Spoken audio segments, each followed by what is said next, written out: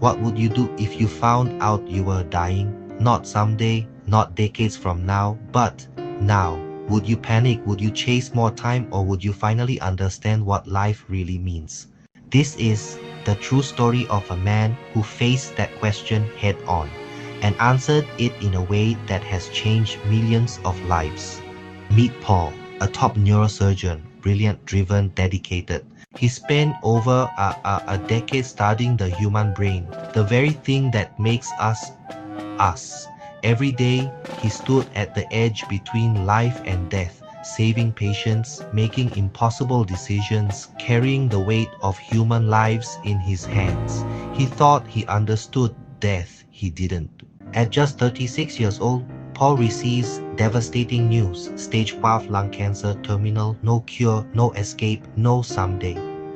In an instant, the doctor becomes the patient. Everything he worked for, every plan, every dream, gone, or at least uncertain, he writes. Suddenly, the future I had imagined vanished. And here's the truth most people avoid. We all live like we have unlimited time until we don't. So, Paul begins asking the question that really matters. What makes life worth living? When you know it's ending, not success, not money, not status, something deeper, something real. Before cancer, Paul believed his purpose was clear: become a great neurosurgeon, save lives, build a career. But now that identity is stripped away, so he has to rebuild from scratch. And what he discovers is powerful. Purpose isn't something you achieve, it's something you choose, especially when time is limited. Through all of this, one thing becomes crystal clear: love matters more than anything. His relationship with his wife, Lucy, deepens in ways most people never experience. They face impossible questions together. Should they have a child? How do you build a future when there may not be one? And yet, they choose love anyway. They choose life anyway. Despite everything, they decide to have a child.